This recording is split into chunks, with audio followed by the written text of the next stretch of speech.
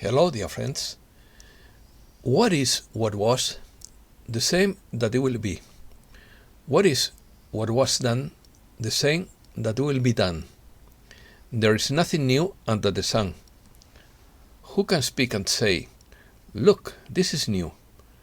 It has already been in the old time, which was before us. Nothing will be there that was not before. Nothing will be done that was not done before. There is nothing new in this world. What was, that will be. And what was done, that will be done. There is nothing new under the sun. All is unspeakable weariness and fatigue. No matter how much we see, we are never satisfied. No matter how much we hear, we are not content. History is mere repetition. Nothing is really new.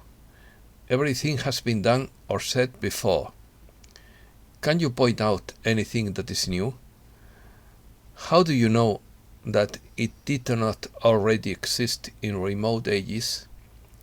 We do not remember what happened in those ancient times, and in future generations no one will remember what we have done now. History does nothing but repeat itself.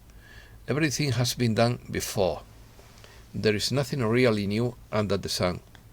What has already happened will happen again. What has already been done will be done again. And there is nothing new under the sun. Ecclesiastes 1:9-10. Despite this biblical fatalism, I believe that there is something new under the sun. We are imaging for 500,000 years of darkness to regain the original glory of the human species and the earth. But that too would be a wonderful repetition of ancient times, but with a cumulative experience we didn't have before. The price of this experience has been too expensive in my judgment. More than spiritual growth, it is about becoming again the angels we were and are now. Opinion piece. The Promised Land. History repeats itself. Nothing new under the sun. Moses would be the equalization. Pharaoh would be the dark side. The plagues would be the variants. The chosen people are us. We are in the crossing of the desert. Everything is unspeakable annoyance and fatigue. All things repeat eternally. The Promised Land would be the Ascension. The miracle of the manna is the new energy. We are not content but hopeful. Rise and fall of all great empires. The last plague would be the breakdown of the system.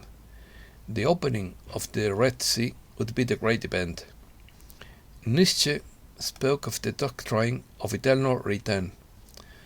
The first time was a tragedy, and the second time a farce. The European Union suffers a midlife political crisis. Historical recurrence is the repetition of similar events. State collapse may coincide with economic collapse. States begin to decline when they reach their greatest power. An unjust ruler would lose the support of heaven according to Taoism. The world is full of inquisitors and heretics, liars and deceived people. Still someone crosses the Rubicon River and draws up a list of outlaws. America faces its own convoy of angry trackers. Convoy for freedom sparks unprecedented political hysteria. Military deployments around Ukraine's edge increase. Let's start.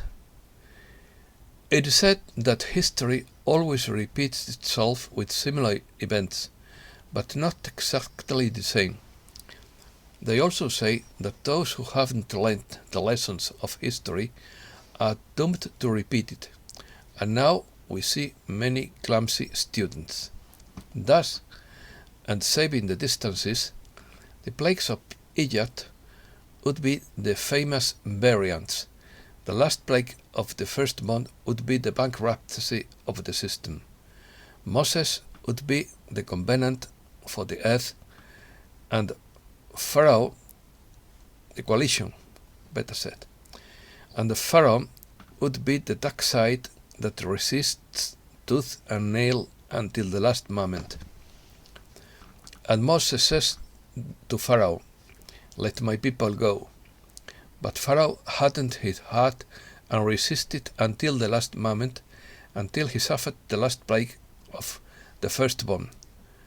Then he repented and sent his army to annihilate the fugitives. But Moses opened the waters of the Red Sea and destroyed his pursuers.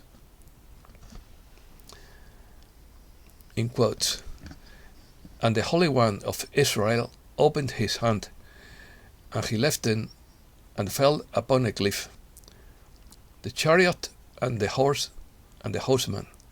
The cruel day came, the day full of indignation, of wrath and fury, which made the kingdom of others to be in lowliness and in deep mourning, of people and of pleasure. The sky didn't light, it remained confused. The new sun presaged of evil so much, and with terrible fright the Lord visited on his evils, to humiliate the arrogant strong, and raise the barbarians not equal, that with daring breasts and constant do not seek gold, but with angry iron the offense avenged and the error blamed. Signed, Fernando de Herrera, a poet, Spanish poet. I do not say to Pharaoh, "Let my people go," but "Let my people ascend in the new fifth-dimensional earth." The chosen people would be ourselves, who seek freedom, and the ancient Egyptian people would be the modern sleeping beauties of the materialistic forest. The 10 plagues of Egypt is a religious tale that tells how the Hebrew God inflicted on the citizens of the kingdom of Egypt a series of calamities, in order for the ruler to set the slaves free and allow them to leave the nation. According to the story, Egypt faced the 10 foretold evils, the last being the one that allowed the Hebrews to leave the nation, turning water into blood, invasion of frogs, lice and gnats, blowflies, pestilence of cattle, ulcers, rain of fire and hail, locusts and grasshoppers, darkness and death of the firstborn of Egypt. The promised land would be the new ascended fifth-dimensional land, and right now we are in the midst of the wilderness journey before the opening of the waters of the Red Sea, when the wicked Pharaoh sent his army to annihilate them. The opening of the waters would be of the Red Sea will be the great event we are waiting for, when the communications blackout occurs and truth is revealed to the world. The resources of the promised land are described in Deuteronomy as follows: a land of streams, of waters, of fountains and springs, springing up in meadows and mountains, a land of wheat and barley, of wines, fig trees and pomegranates, a land of olive trees, of oil and honey, a land in which you shall not eat bread with scarcity, and where you shall not want for anything, a land whose stones are iron, and out of whose mountains you shall bring forth copper. There you shall eat and be satisfied, and bless your God for the good land which he has given you. Historical repetition. Mark Twain writes that one of my favorite theories is that no occurrence is unique and solitary, but is simply a repetition of something that has happened before, and perhaps often. This is the might of the eternal return that never comes back the same but similar.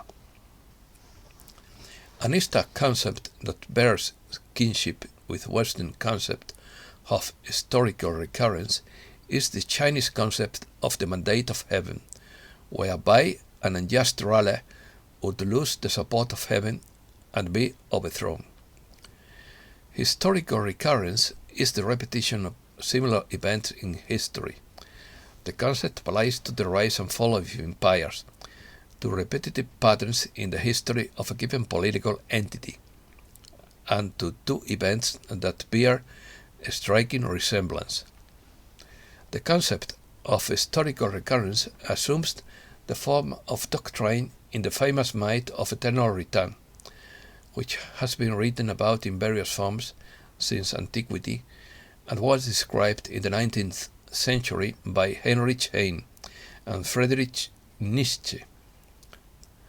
Recurrences occur due to verifiable circumstances and chains of causality. If history has a lesson to impart, they are found per excellence in such recurring patterns. Historical recurrences of the strikingly similar type can sometimes induce a sense of convergence, resonance, or déjà vu. Poseidonius, a Greek scholar of the 1st century before Christ, a native of Apamea, Syria, offered one such recurring theme, who argued that the dissipation of ancient Roman virtues had followed the elimination of the Carthaginian challenge to Rome's supremacy in the Mediterranean world. Dionysius of Halicarnassus also predicted the decline of Rome. The idea of a recurring decline in the history of world empires was developed by the Greek historian Diodorus Siculus, 1st century before Christ, and by Pompeius Trogo, a 1st century before Christ Roman historian of Celtic origin. In the late 5th century, Zosimus, a Byzantine historian who lived in Constantinople, could see the writing on the Roman wall and claimed that empires fell due to internal disunity. He gave examples from the histories of Greece and Macedonia. The theme that civilization prosper or fail according to their responses to human and environmental changes would be picked up 2,000 years later by Arnold J. Toynbee, my favorite historian. This metaphor was offered by Cicero, Seneca, Florus, Ammianus Marcellinus. This metaphor of the social organism, which goes back to the Greek philosophers and the scholar Aristotle, would be repeated centuries later in the works of the French philosopher and sociologist Auguste Comte, the English philosopher and scholar Herbert Spencer, and the French sociologist Émile Durkheim. Niccolò Machiavelli said that when states have reached their greatest perfection, they soon begin to decline. In the same way, reduced by disorder and sunk in their greatest state of depression, unable to descend any further, they necessarily ascend again, and so from good they gradually decline to evil, and from evil they ascend to good. Machiavelli explains this oscillation by arguing that virtue produces peace, peace brings idleness, idleness disorder, and disorder ruin.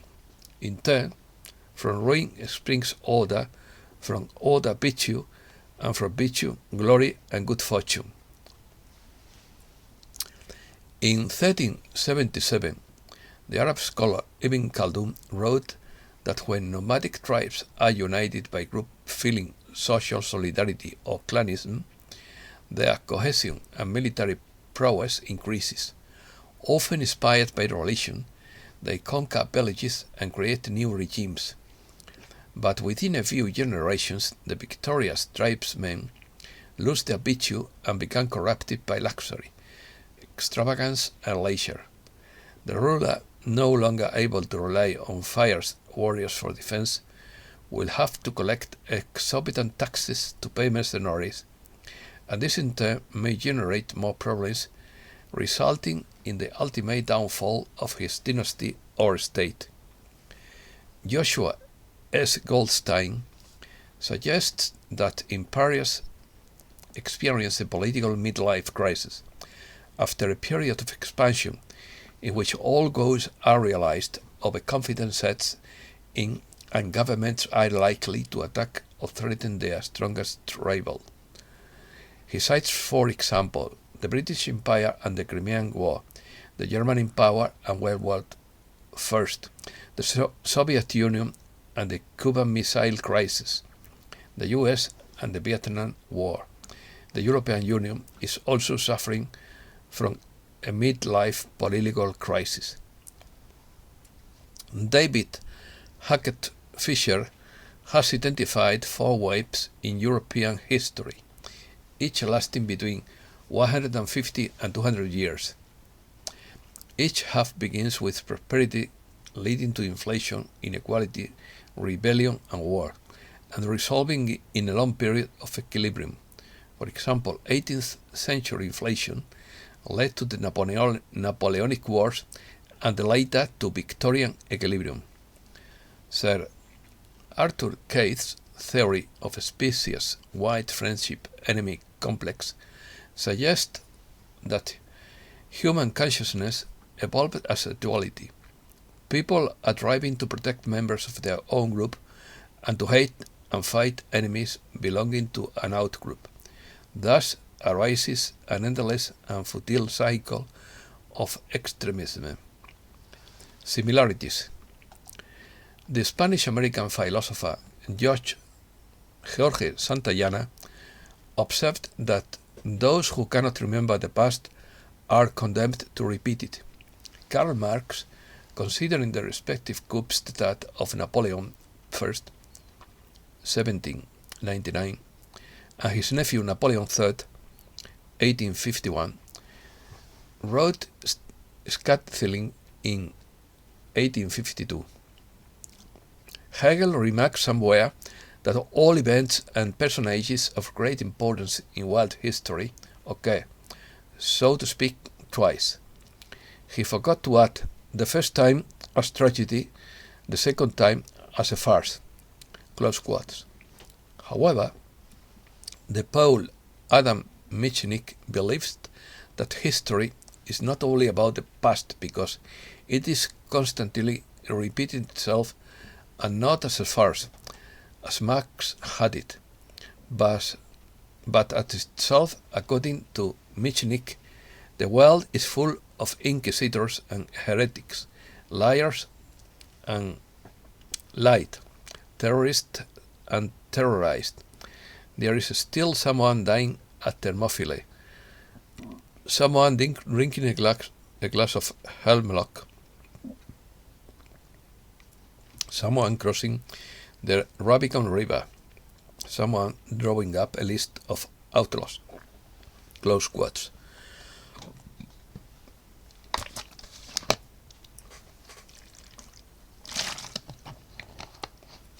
British political commemorator Ferdinand Mount draws attention to the pervasive recurrence of lying in politics. Politicians lie to conceal their mistakes, gain advantages over their opponents, or achieve purposes that may be unpleasant or harmful to their people or to a foreign people. Some notable practitioners of political mendacity discussed by Mount include Julius Caesar, Cesare Borgia, Queen Elizabeth I, Oliver Cromwell, Robert Clive, Napoleon, Winston Churchill, Tony Blair, Boris Johnson and Donald Trump, in their opinion. State collapse. State collapse, breakdown or collapse of the state, is the total failure of a mode of government with a sovereign state. Sometimes this results in a failed state, as in Somalia and the last decade of Yugoslavia.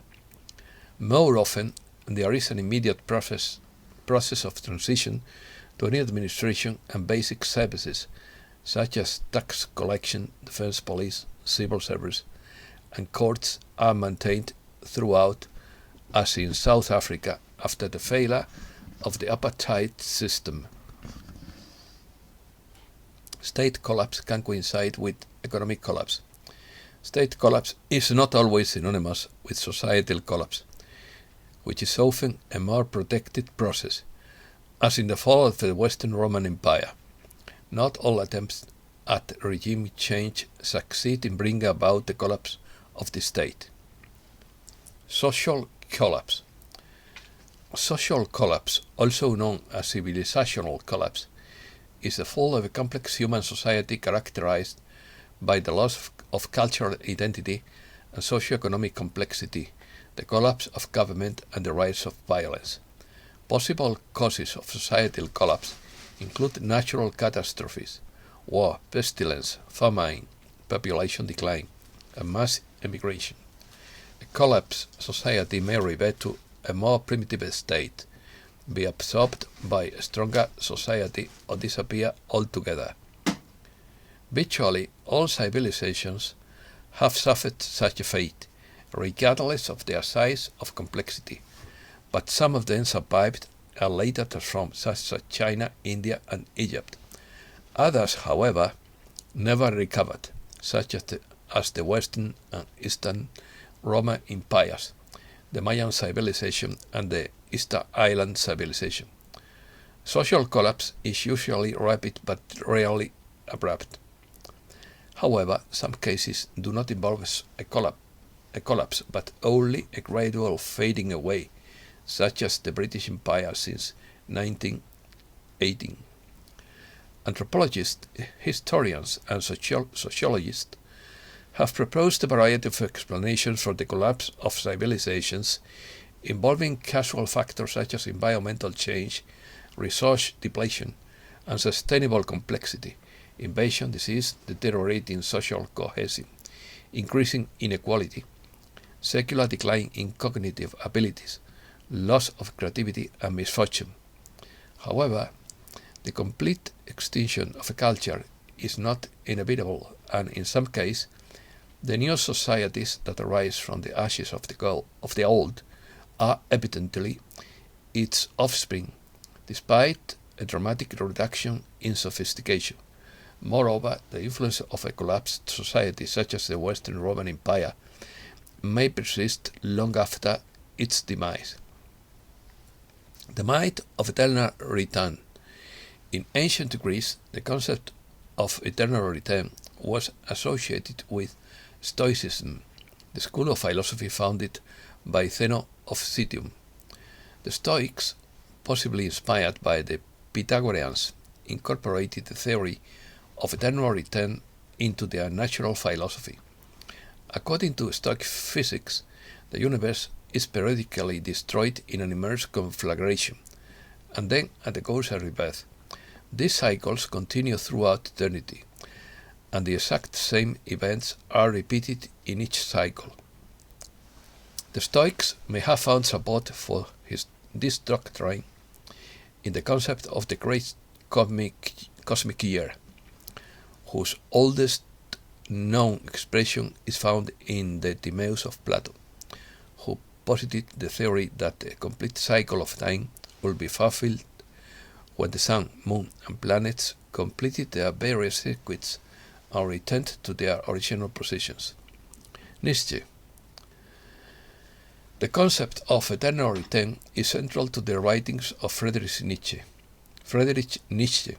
It appears in The Gay Science, and Thus Spake Zarathustra,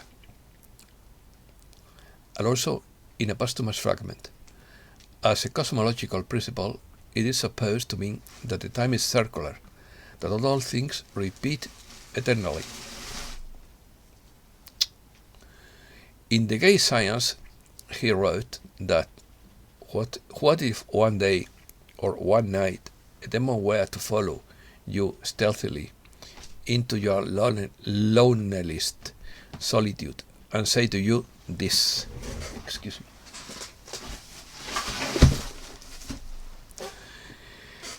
this life, as you live it now, have lived it, you will have to live it once more and innumerable times more, and there will be nothing new in it there, but every pain and every joy and every thought and sigh and everything unspeakably small or great in your life will have to come back to you, all in the same succession and sequence. Nietzsche referred to the ancient cyclical conceptions of time, particularly in the Pythagoreans. Time is infinite, but things in time, concrete bodies, are finite. Indeed, they can disperse into smaller particles, but these particles, the atoms, have their numbers determined, and the number of the configurations which by themselves are formed from them is also determined. The philosopher and writer, an existential writer, Albert Camus, explored the notion of eternal return in his essay on the myth of Sisyphus, in which the repetitive nature of existence comes to represent the absurdity of life, something the hero seeks to resist by manifesting the courage to be, although the task of repeatedly rolling the stone uphill without end has no inherent meaning. The challenge Sisyphus faces is to refrain from despair. Camus concludes, one must imagine Sisyphus happy. Difficult to imagine. Decadence. Paul Kennedy's The Rise and Fall of the Great Powers explores the politics and economics of the great powers and the reason for their decline. He then goes on to forecast the position of China, Japan, the European Union, the Soviet Union, and the US. Kennedy argues that the ascendancy of the great power is related to available resources and economic durability, military overstretch, and a concomitant relative decline are the constant threats facing powers whose ambitions and security requirements are greater than their resource base can provide. Kennedy adds that the relative strengths of leading nations in world affairs never remain constant, primarily because of the uneven rate of growth among different societies and technological and organizational advances that give one society a greater advantage than other. As military spending increases, this reduces investments in economic growth, ultimately leading to a downward spiral of slower growth, higher taxes, deeper internal divisions over spending priorities, and a weakened capacity to bear defense burdens. We, the people of the United States, in order to form a more perfect union, establish justice, ensure domestic tranquility, provide for a common defense, promote the general welfare, and secure the benefits of liberty to ourselves and our descendants, do ordain and establish this Constitution for the United States of America. This is the beginning of the U.S. Constitution, which was signed on September 17, 1787, and went into effect after it was approved by 9 states on June 21, 1788. Trackers. First, trackers refused to back down after Trudeau's rhetoric. Ottawa police arrested 25 people and issued more than 1,700 tickets related to protests against the mandates. On Monday, Ottawa Mayor Jim Watson declared a state of emergency for the city due to the protests. Second, Freedom Convoy causes unprecedented hysteria. The fact that they are ordinary people rather than professional activists has caused alarm among the ruling class. In the 2 weeks since Canadian truckers and their supporters began demonstrating in Ottawa to demand an end to all mandates and restrictions across the country, it has become clear that this movement is not like other protest movements, and that is a frightening proposition for those in charge who thought they would manage and exploit this crisis. There has long been an agenda to corral as many unknowing human beings as possible into global network through technology.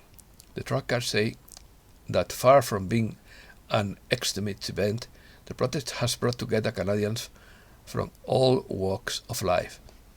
Third, something strange happened on the way to Ottawa, where thousands of long-haul truckers have gathered to protest the mandatory measures. The mainstream media wasted no time in portraying the protesters as a motley crew of knuckle-dragging fascists bent on making the lives of law-abiding citizens as miserable as possible. Fourth, thousands of truckers and tens of thousands of their supporters came to Ottawa late last month to protest the mandates. Police called for reinforcements and began a campaign of fines and precise arrest of protesters, confiscating fuel and blocking millions of dollars worth of funds raised online. Fifth, U.S. faces its own trucker convoy. The Department of Homeland Security has warned his law enforcement partners and President Biden's administration that a group of truckers may try to emulate the Canada Freedom Convoy departing from California with the intention of arriving in Washington, D.C. as a protest against the mandates.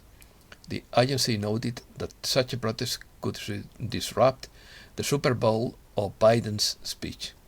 Sixth, the Department of Homeland Security issued a memo warning law enforcement agencies that Canada-style trucker protests may arrive in the South as early as Super Bowl weekend beginning February 12th and 13th, and that truckers may attempt to disrupt the President's State of Mind and Union address on March 1st.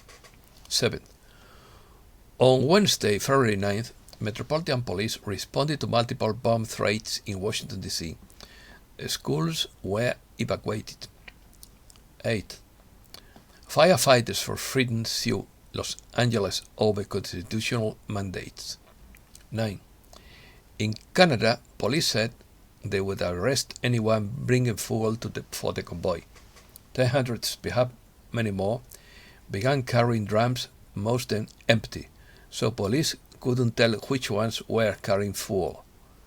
10th, the trend of young Americans protesting mask mandates is spreading. In Washington State, the TPUSA school, students also began arriving collectively without masks and leaving collectively if masks are required to enter the school. 11th, Hawaii will remove travel restrictions by spring. 12th, New York's statewide mandate for indoor businesses will be lifted now, Governor Hochul announces. 13.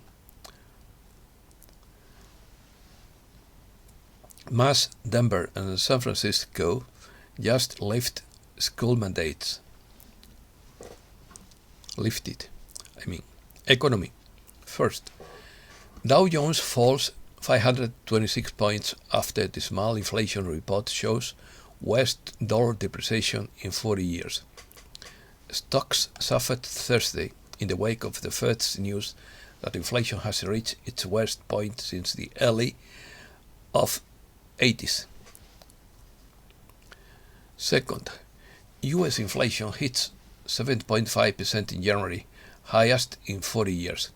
Consumer prices rose 7.5% in the year to January, indicating the strongest inflationary growth in 4 decades, the Labor Department reported. Third, Ford announces thousands of workers to be temporarily laid off amid chip shortage. The automaker said it would reduce production at several plants in North America due to a shortage of semiconductors. Thousands of hourly workers were laid off at Ford factories in Chicago, Wayne, and Cuautitlán, Mexico. The company's trucks plants in Kentucky and Michigan will operate on single shifts or a reduced schedule. The supply chain crisis continues. Fourth, Macron announces plans to build 6 nuclear reactors in France. In addition, he plans to initiate studies on the construction of 8 additional reactors. Rumors of war.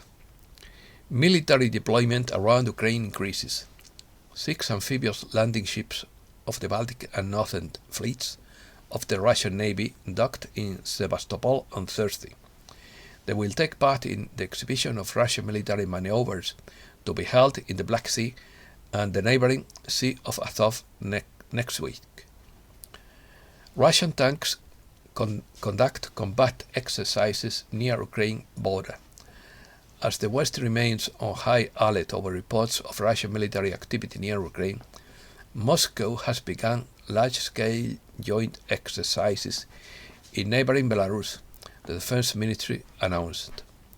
Third, NATO warns of dangerous moments for Europe over Ukrainian crisis. NATO Secretary General Jens Stoltenberg warned Thursday of the current dangerous moment for Europe, given Russia's military building around Ukraine, and warned that the warning time for the possible Moscow attack on Kiev is shrinking. And that's all for today. Thanks a lot, dear friends.